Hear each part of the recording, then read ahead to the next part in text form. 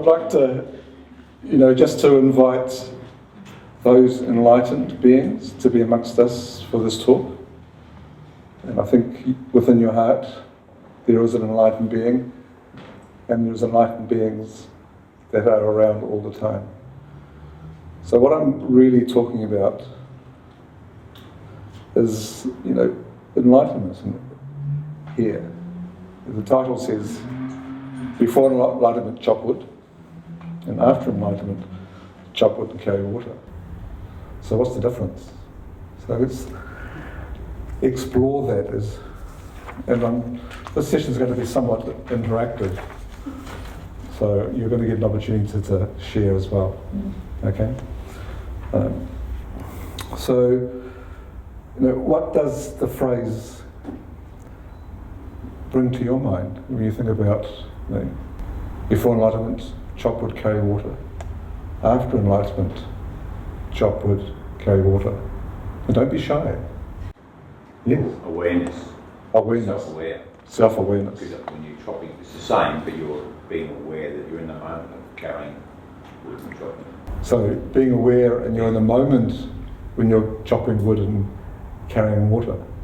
Thank you. And Kirsty. Being enlightened doesn't mean you don't have to do the dishes anymore. Damn, I was hoping it'd be different.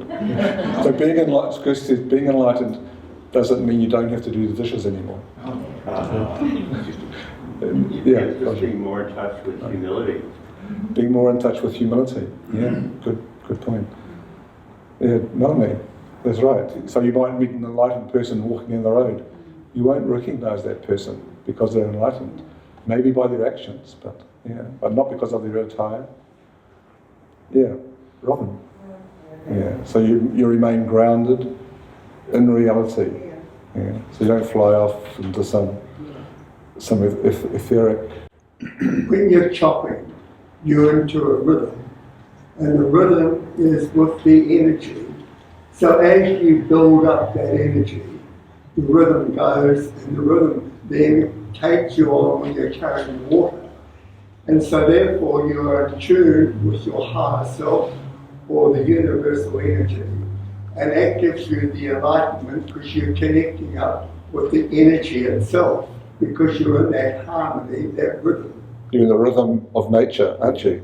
Yeah. As you chop wood and carry water, and that rhythm carries you forward in the journey. So when you see a person who's a really good axeman, competing, you see them in that rhythm, and you see them actually transform into that higher power. You also see that with violin players or musicians, they have a transformation. And when you watch athletes perform their, whatever their skill set is, their focus is just so amazing. They're so into what they're doing. They're masters of their art. Yeah. So you've got to get into that transformation out of the body into that top energy. Yeah, that's true. And Renee, finally. It perhaps is not what we think it is.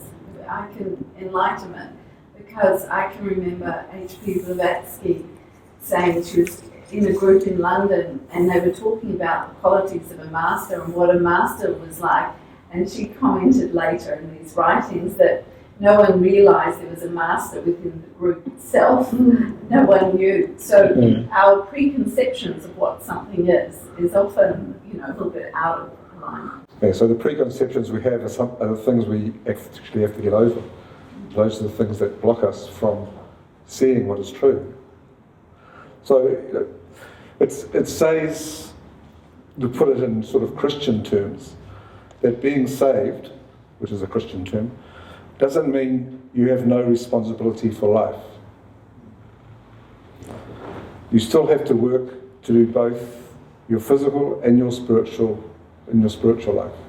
So just because you've become enlightened doesn't mean you have to stop the practice. These degrees of awakening as you go forth. Being enlightened or saved, as I said earlier, doesn't mean that God is going to give you or give your life free of work, responsibility, and diligence. So being enlightened isn't going to mean that you don't have to do these things anymore. You might be working at the same job and living in the same house after enlightenment and still be a new person in Christ. So in Christ means enlightenment.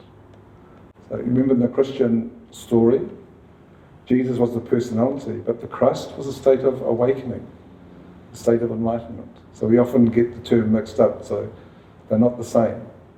Jesus was on a journey, and as part of his journey, he became enlightened. Like a Buddhist. They're on their journey to try and become a Buddha, which is a state of enlightenment. So Christ and Buddha have the same sort of meaning at that sort of level. The change is internal first and external secondly. So when I look at it myself, when I look at the theosophical journey, the journey of awakening, it's a psychological journey. Not many people realise that. The journey is about discovering who I am. And the only way to do that is to look at your own actions and reactions, and then reflect on them. So it's a psychological journey. It's not so for everybody, but it certainly is part of the awakening process. It means you've needed to learn who you are. So chopping wood and carrying water have to be done regardless of whether you're enlightened or not. It's never going to stop. You go to Adyar and you see all these enlightened beings around. Well, you don't really, but how do we know they're not there? They say Adyar was the home of the masters. The masters visited Adyar. There's accounts by C.W. Leeper and so forth of the masters appearing on the rooftop. I think the rooftop outside Annie Besant's bedroom, which is still there, I think, up in there, and having nighttime talks up in there when sometimes the masters used to appear. But they appear when the energy is right. They appear when you're available to do a certain job that they want doing. They're always around us, looking for the person who could help them in the particular task they're doing. Now, if I think about myself, when I saw Star Wars, and I've learned how Star Wars came into being, this was an opportunity for someone that was influenced by the masters to put into a science fiction preview the journey that we must all take. So we're all the Luke Skywalkers. I guess there's Mrs. Luke Skywalkers too, but we're all in part of that journey. So if you really look at these sci-fi stories like Harry Potter and so on from an analogy level, and apply it to the journey that we all take, we can see that all the stories actually are the same. They're the journey from dark to light. Luke Skywalker was trying to overcome the Dark Empire. It's interesting to look at all these things. So, chopping wood and carrying water are physical activities. You can let them wear you out and make your body sore and your mind resentful, or you can use them to enhance your body. You can be grateful that you have wood to chop and water to carry, that you have the physical ability and the freedom to do these things. You can use them as an opportunity to learn physical grace and so on, physical skills. You can be used to practice how you breathe. They can be transformed from mere chores into exercises of mindfulness and contemplation. I remember reading one of Thich Nhat Hanh's books. And the first chapter says, or the first, I think, paragraph says that when you're doing the dishes, you're not thinking about a cup of tea afterwards. So every plate you wash, your whole mind is on that plate. I'm not very good at this, but I'm trying to get better. So your attention is always focused on what it is that you're doing. And it's so easy to wander off. So, what do you think of this slide? Isn't the dog lucky? So this is how our minds work until we've reached that point of enlightenment. Then they turn into a mind that's like the dog's. So this is obviously just an analogy, but can you see the point here? So the dog's walking and he's seeing nature, the trees around him. The person that's walking, his mind is so full of junk, he doesn't see anything except the junk that's in his head. So really, enlightenment is just getting rid of the junk. That's what the process is, just letting go of the junk. Yeah, Catherine? It's no thought at I don't think you can ever stop thoughts. My experience is, yeah, Our own thought, your own thoughts, so yeah. the lower mind, and that needs to go before. Yeah, so part of the journey is to become aware of what's going on in the mind and just be aware of it. Don't allow your awareness to attach itself to the thought, because then you get lost in the thought and you're getting sidetracked, like in meditation practice, or especially Buddhist meditation practice. You sit there and focus maybe on your breath, and as soon as a thought comes, off you go with the thought. But with practice, you are able to observe the thought, and you can then choose to become part of the thought or not part of the thought. So generally this is a little bit like creating planting your garden. So you create a garden in the spring. So you turn the soil, you fertilise it, and you plant your seeds to grow. So that's a process that then allows the fruit to come up. And we try to do the same thing with our lives. So sometimes people think that meditation will give you enlightenment, but that's not really the role of meditation. The role of meditation is simply just to plant, to prepare the ground so the seeds can sprout in those grounds. And this is what the awakening is about. So there's very few people that actually reach these aha moments while they're meditating. But meditation prepares for them to have these moments at other times of the day when they're not meditating. So this is, a process that helps us understand. It's a process that helps us understand the nature of the mind and allows the mind to free itself. So there's mindfulness and there's social competence. So mindfulness requires intention of what you are doing is important. So the intention of what you are doing is important. Do you have the correct intent? Why are you doing something? What is the purpose of doing something? What is your motivation? So, whenever I write an email, when it's an email that's quite serious, I write the email and then I look at, is my intention in this email, what is my motivation in writing this email? Now, I'll never send the email until I'm clear on those things. And email is our main form of communications these days. And we have time to think when we write an email.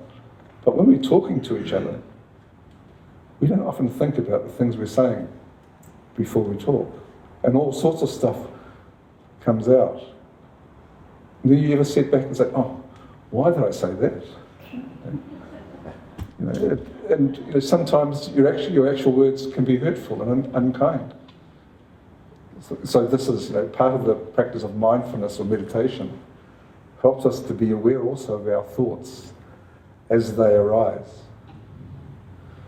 So if we're constantly in a state of being aware of our breath, seeing what comes up in our mind, then we're able to to respond in a much more positive way with right intention and right motivation, but it creates practice. It requires practice. Your attitude, a mindful person's attitude is one of acceptance. So whatever happens to you, it happens for a reason. So, and people sometimes ask, lately they've asked me, what are you going to do when you retire? So, that's in a couple of days. Honestly, I have no idea what I'm going to do when I retire. My goal is to spend some time resting, because it's been, quite a busy few years. But it's like, what I then respond with, well, I'll see what the universe comes up with. Because, I might create my goals and what I want to do, but is that what the universe wants me to do? I trust the universe. I've trusted the universe since I was, 23, 24. It happened, I was living in Holland.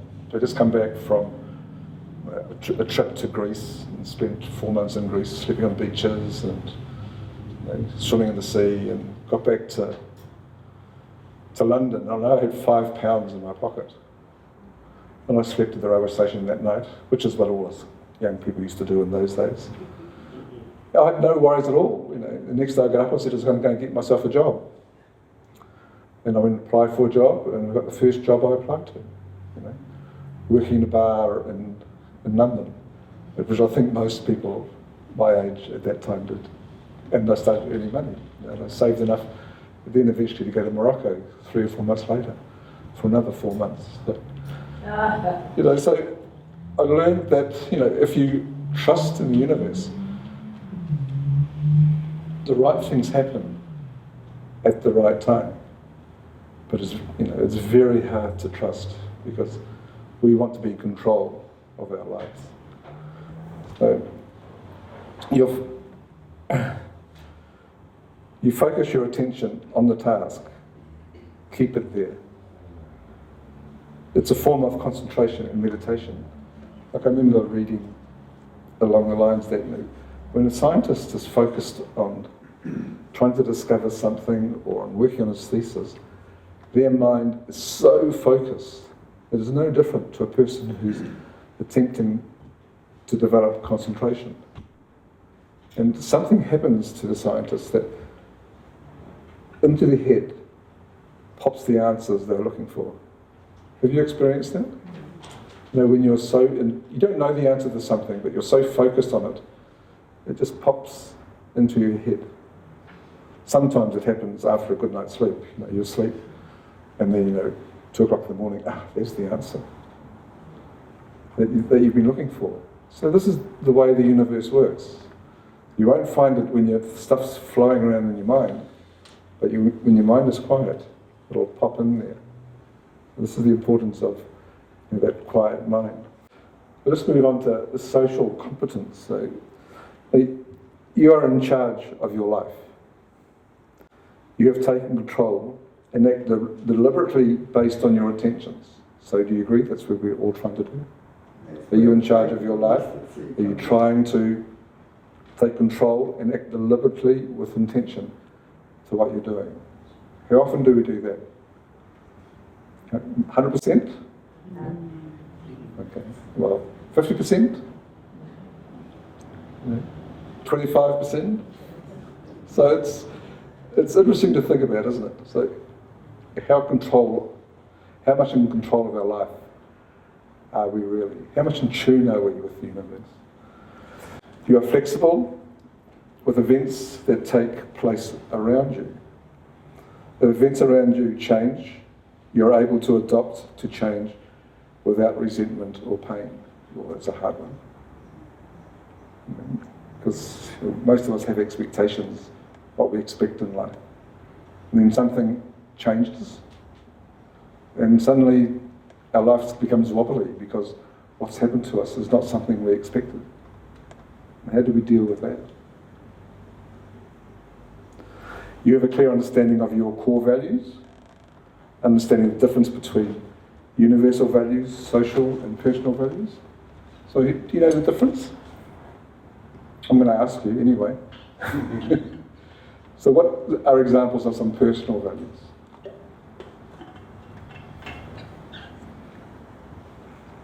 Sue, what was that again? What I say. What you say. Thank you. Yes, Linda. Personal integrity. Personal integrity, yeah. Honesty. What was that? Honesty. Honesty? Honest. Honest. Yep. Reliability. Reliability. Duty. Yeah, yeah. It's interesting our own personal values. You know, mine is punctuality. To such an extent where I'll be there 5 or 10 minutes, if not half an hour before the time. Like I'll be there an hour before the talk. That's, you know, a personal value. But it's not a value that everybody shares. It's interesting, isn't it? Anyone else want to share something? Yes. Mine's always right intention. Right intention. Yeah, that's a good one. Yeah. Success is 99% tenacity and faith. And what about social values? What are social values? Sometimes social values and religious values are intermixed. So what's a social value? Customs, Customs? national customs. Or national culture or customs? Yep. Renee? I was just thinking about if you attended church and things around different groups and what expectations there are around those. They are more a social, cultural value, Yep. some of those. Yep. They are. Justice. Justice. Yep. Nikki? Yep. Inclusiveness. Inclusiveness. Yep. Respect. Respect. Yep. It's interesting when you examine these different types of values that we have. Because now if we ask ourselves, what are universal values? So a universal value is something that everybody has in common. They're different from social to personal. Sometimes the universal value can be your personal value also. So in theosophy, for example, we've got some very strong universal values. Does anyone know what they might be? Harmlessness. Respect, harmlessness. Yeah. Sue? The kinshipness. Catherine? Yep, the search for truth. Yeah. Unity of all life. Unity of all life. Love to all living things. And Kirsty? Altruism. Altruism. So can you see the difference here between, this is a universal value. So for example, looking at just respect for all life is a universal value. It's a value that you'll find is paramount in all the major religions, for example. They all have different names, but they all mean the same. So it's respect for life. It's another way to put it. This is a core universal value. So if you are going to embrace a value like that, it's going to change the way that you live. If you really study this value, and both in Hinduism and in Buddhism, it's called ahimsa. So if you read the Yoga Sutras, it's right there as one of the first values that you have to inculcate into your life if you want to reach that stage of enlightenment that we're talking about. This is one of the first steps. If you follow just the philosophy of ahimsa, everything else after that falls into place. It is so important, that one value. Respect for all life. That means respect for everything that's conscious. All the time. So if this becomes a part of your nature, it changes the way you act and you work. So it's really interesting to explore these things we pass over when we study these things, but to go back and really explore it really deeply. So there's a big difference between those, and I encourage you to explore this much more yourselves, these difference in types of values. So the personal values is usually something that benefits me, personally. So that's often what I see as personal values. So I've got personal values around some of the things I do. But they not necessarily benefit anybody else, they just benefit me. Cultural values are values that you establish within the culture that you live in. Like you look at, for example, New Zealand culture, Australian culture, and American culture. Do you see that they are the same? They're quite different, aren't they? And that's just the culture that we've developed over the hundreds of years that we've been together as a country. Well, for New Zealand it isn't hundreds of years, it's only a couple of hundred years, but the Maori have their own culture, and we know because we interact together all the time, and they're very outspoken and upfront with their culture. Now, it's great to work with Maori people because they're absolutely upfront with how they see things and how they believe and their views. So it's a very beautiful thing to be able to do. But it's different from universal culture, which is something we all agree with. Any thoughts, anybody? I was just thinking of the importance of that exploration and examination of that on a regular basis if you are a seeker after truth. Yeah. Really bring attention to that. Yeah. So it's so important to do that. And Vic Achin in the Philippines developed the self-awareness, the self-transformation seminars. And in those seminars, there's a lot of emphasis put on understanding these different cultures, these different ways of being, the universal, the social, and the personal. And you can examine different cultures and how they do. Like, for example, in China, they had this culture of women binding their feet for hundreds of years. Some of them still do it. But this has become part of a culture, but through that they have pain and suffering and all that goes with it. So how beneficial is that as a cultural value? It's very interesting to examine. So what is enlightenment? So I've got a couple of statements there. And so it's to state the state of having knowledge or understanding. The act of giving someone knowledge or understanding. So that's a dictionary term. But in Buddhism, it's the awakening to ultimate truth, which is, what our second object portrays really, awakening to the ultimate truth. So, we're trying to, our motto is there's no, go on. No religion higher. Yeah, no religion higher than truth. And it's not translated the same when you read it in Sanskrit, it's quite different. But ultimately it means that we're trying to find truth. As Catherine pointed out earlier, to find truth is our goal, but you won't find truth with that mind that's full of rubbish. The only way you'll find truth is have a mind like a dog, which is able to perceive and see things around itself and within itself. So it's opened the channel to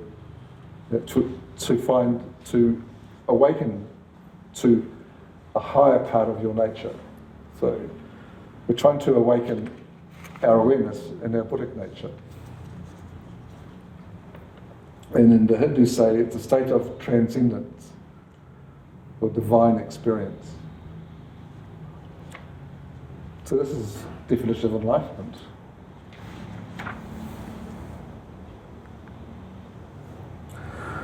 So what does it mean, awakening? That's a question for you guys. What does awakening mean? Yes. Yeah, so a good definition of awakening is so everything changes. The way you perceive the environment, the way you perceive other people, it all changes. What we think of as being awake is usually the dream we keep returning to. Okay. Yeah. Talking about dreams last night, I don't know if I'd had these really strange dreams. You know, they just didn't make sense. I was seeing, you know, people in my dreams with other people, and there was no context between the two people that I was seeing in my dreams. You know, and so then I had the thought, well, I wonder who's been sleeping in this room. Perhaps I'm picking up some of the thoughts they left behind. You know, is that possible? So everything affects the way we perceive things. So, you know, awakening is a progressive experience, from my experience anyway. Not quite what Ravi Ravindra said at the international convention. You know, he talked, and I've heard him say this several times. He asked one day Krishnamurti, they were good friends, Ravi and Krishnamurti, and Ravi had this thing playing in his mind, saying, well, you know, the journey of enlightenment must take many, many lifetimes, because each lifetime you improve your vehicle, so you know, you're more open to enlightenment. And this is what he was saying to Krishnamurti. He said, and Krishnamurti thought about this, you know, and Ravi went home. And then, so Krishnamurti lives in California, where he did, and Ravi lives in Halifax in Canada. And so a couple of days later, Krishnamurti was on the phone to Ravi Ravindra. Ravi had no idea how he got his number, but anyway, Krishnamurti was there. And so Krishnamurti said, you know, he's always very formal in his conversation. He said to Ravi, can you come down and see me straight away? I want to talk about this question you have. You know, and of course he couldn't really do it straight away, but he went to California and they had another talk. And the ultimate is eventually, you know, Krishnamurti said that, you know, we think the journey is from here to there. You know? And he said it's not, the journey is from there to here. So we think the journey is from the human level to the spiritual level. But he said that's not the journey. The journey is from the spiritual level to the human level. So our job, and this is me now talking, our job is to allow that influence to enter ourselves, so we wake up.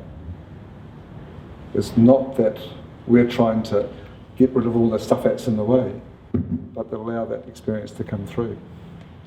So the journey is from the spiritual to the human. So think about that, you know. Don't take my word for it, absolutely not. But think about it. Is it a kind of remembering what we really are? Being awake to who we really are. Yeah, so we come through this birth canal at birth, and all our understanding of who we really are just disappears. Our purpose for life disappears. But it's awakening ourselves up again to who we really are, which is what the whole spiritual journey is about.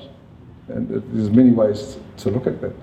And we have all these analogies to try and help us understand, but you know, our experience when it comes will be so different to what we think it is.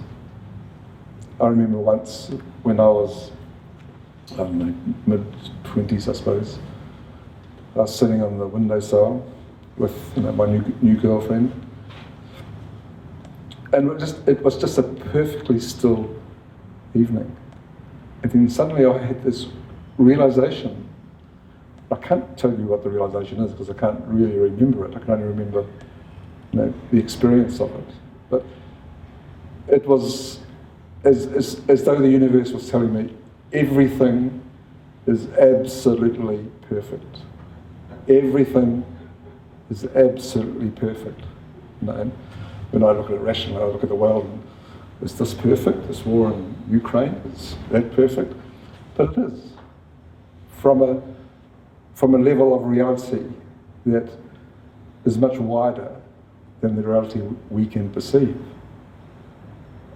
So that's an experience that's been with me my whole life, and this is why I trust the universe knows what it's doing, because, you know, what am I to know? I'm just a little J Vorstermans with a personality and a brain which is confused as anybody else. But that's the sort of experience that is part of the awakening process. And as soon as you try to think about it, it disappears, because You know, it's like for a minute the mind was quiet, all that rubbish and all those thoughts have stopped. And then you get that experience and you see something for the first time. Becoming aware. You Yeah. became aware. That's right. Yeah. Was that a great happiness within you then? It took me years to work it out. So how we wake up, there's no process for that. There's no real process that's the same that everybody can follow to waking up. You know, living deeply, is it living deeply within? Living Deeply is a book that's written by the Institute of Noetic Science, and by a group of scientists. And you know, these people were trying to find out what causes enlightenment or waking.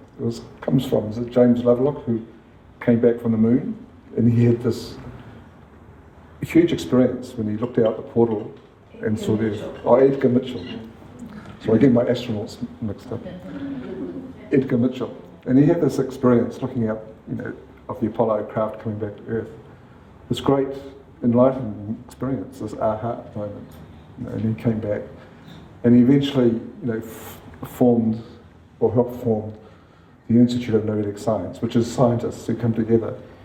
And part of the research they did over a long period of time was they go out and interview people to try and find, you know, some commonality with how people have enlightenment. But they found no commonality. There was no common process that people went through when they had this enlightenment experience. They were all quite different. But they had commonality in some of their practices, like they did chanting practices, meditation practices. But it's not that gave them the enlightenment.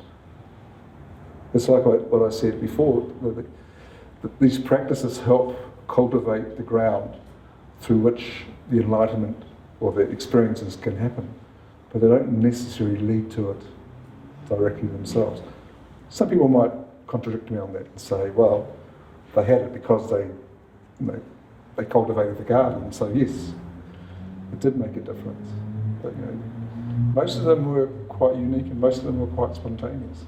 Like he went and he talked to many of the world famous gurus around the world. It's a book worth reading. It really is. I've been reading it for 5 years, so you know, it takes a bit of thought. And I feel that harmlessness was in some sense a passive form. It's simply not being harmful. It's a bit like weeding. It doesn't necessarily grow flowers or vegetables. You know, it's a passive thing. You haven't got the things that you don't want. But love, on the other hand, is an intense thing. And when you sitting on the ball, Yeah. presumably you're in love, and that seemed to trigger enlightenment in some sense. Well, falling in love is a Buddhic experience. Okay? So when you're in that state, you're awakened, you're much more awakened. The problem with us is that we fall in love, and then we have a relationship, and then we start having expectations about each other, and then we fall out of love. So staying in that Buddhic nature of love is not easy. It's very, very hard. But with harmlessness, you know, harmlessness is a practice which makes you much more conscious of what you're doing. For example, you said pulling the weeds out earlier. But a weed is a living thing. Oh yeah. So, and you know, I come from a background of Ayurvedic medicine, Ayurvedic herbology. Now in Ayurveda, there's nothing that's a weed. Everything has a potency. You know, it has something that can help. You know, where you find a poisonous plant, the same place also grows the antidote to that poison, if you understand nature. So this is different. So when you travel this path, life becomes very, very challenging. It's all, you know, this is what I mean. This is a psychological journey. You know, if we get angry or something like that, then we have to look at, you know, why are we doing this? You know, if I get angry, this is for me to discover and understand. It's part of my journey. It's not part of anybody else's journey. We're all different. Yeah.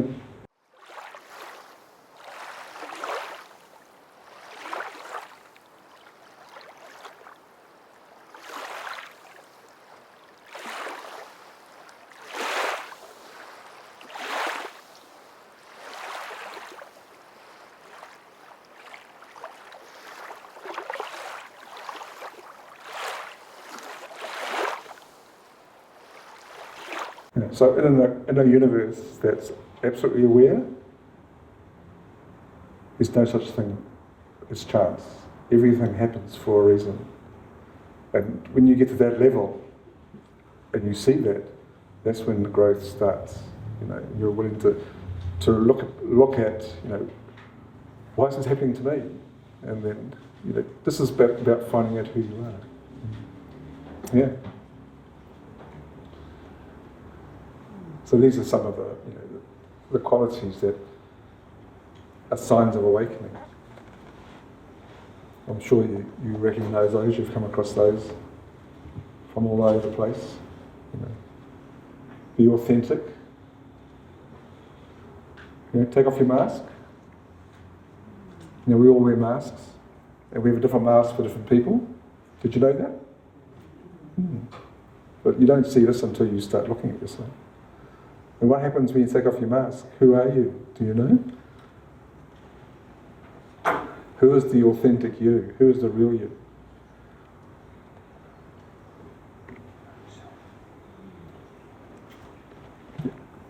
Questioning your own assumptions? Yep. I was once, we were chanting in a room with Deepak Chopra, and there was 5,000 people, and we were actually, I think you were there, I was there. Richard and Margarita. There's a group of us, and we were chanting I am, for about 5 or 6 minutes. And then we were really in the groove of it. And then suddenly he just said, who are you? Out of the blue. And for a moment, you actually couldn't place yourself. It was really interesting to do this in a group of thousands of people. Yeah, group chanting is very powerful. Yeah. Yes? Yeah, can you explain a bit more on what taking off our spiritual mask is? It's how we present ourselves to people. It's like a different personality for different people that we know. There is a spiritual mask, though, in terms of sometimes there's the mask of piousness that you can get over. I've seen that on a number of occasions, and that's not really what I would call a spiritual mask, but it's another mask that can be worn in a spiritual context. Yeah, so it's pretending to be spiritual when you're nothing of the kind, Or trying to.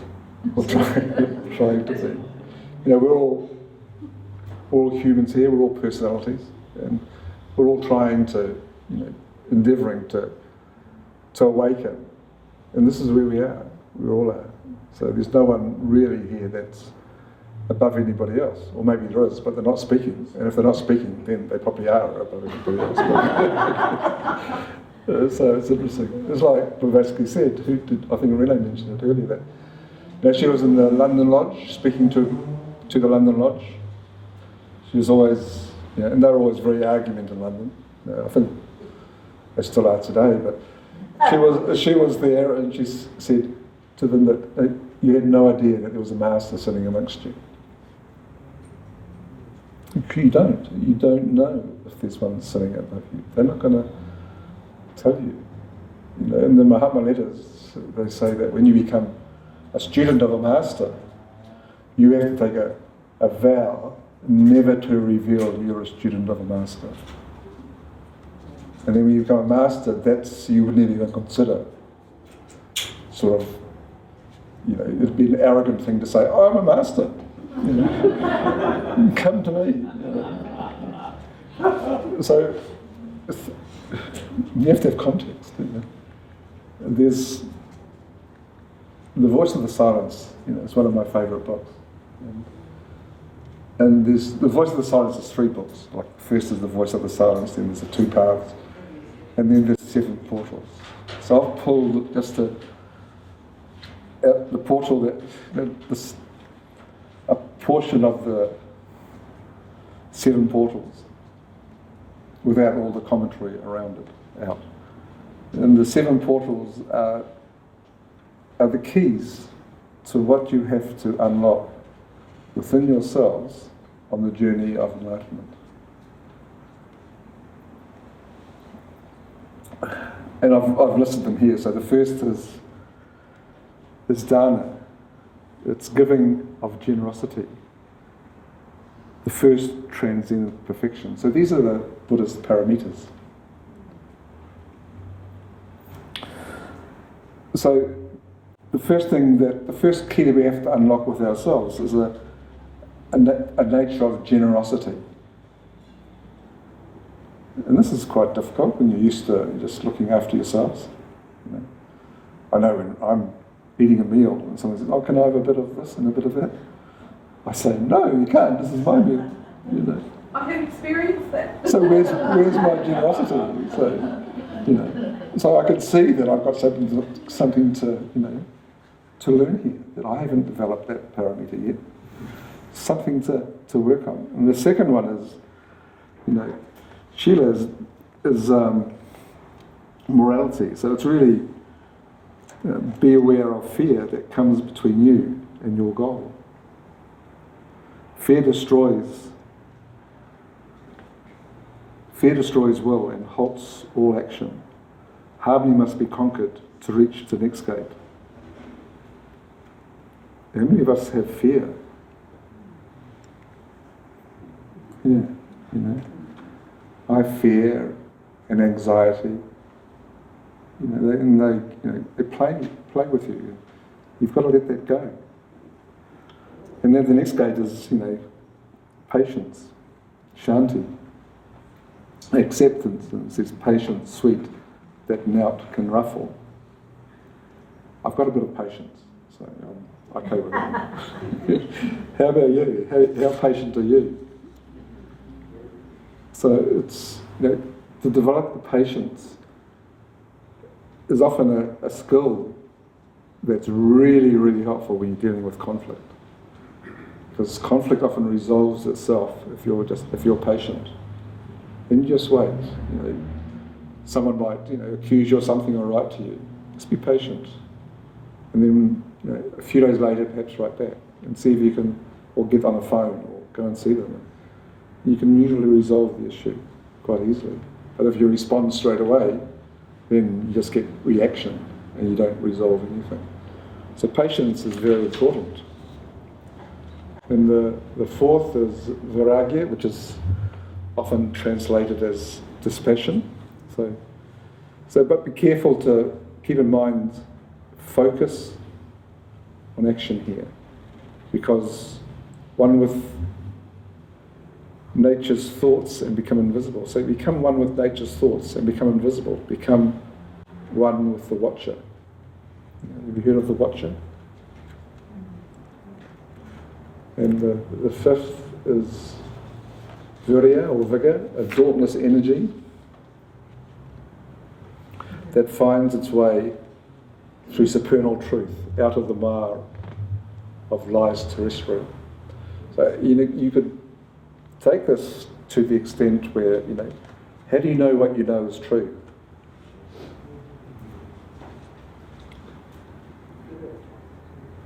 How do you know what is true and what is not true? Unless you're willing to examine it very, very deeply.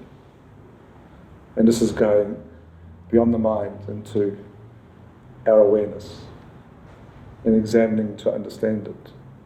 So the truth does not come from studying, does not come from Wikipedia, does not come from Google.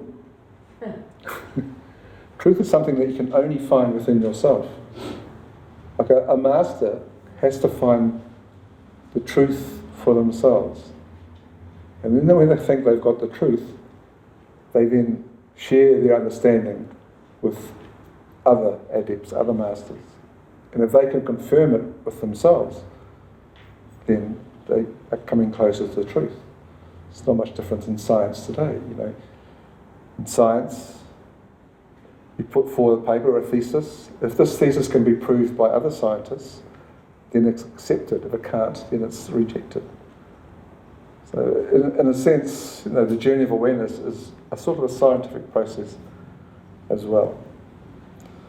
And then dhyana, meditation. So, meditations whose golden gate once open leads to a saint or an adept, towards the realms of Sat, eternal, and the ceaseless contemplation. So it's a process, as I said earlier. And then prajna is inside wisdom. So these are keys that the Buddhists use to unlock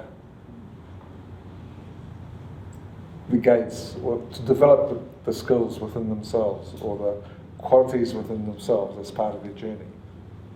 Like for us, I think just learning to be generous, learning to work in harmony with all those, and to develop patience and a dauntless energy. These are the simple things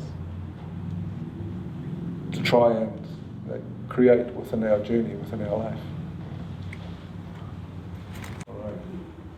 So I'll just share this interesting one with you. This is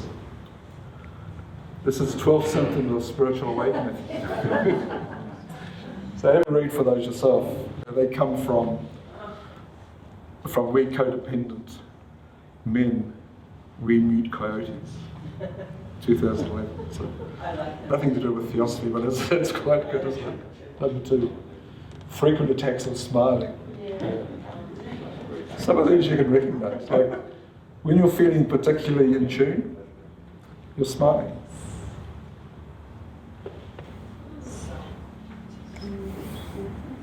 Feelings of being connected with nature.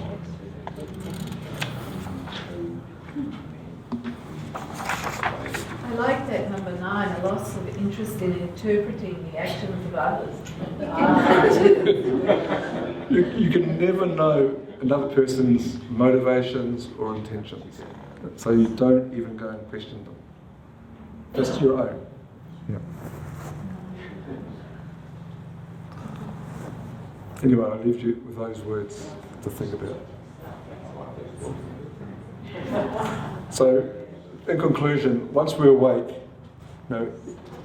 everything we do has significance. We don't do anything that isn't significant and appropriate for the time. We fill our lives with even the smallest tasks with intention, attitude, and attention. Thank you. Thank you, John.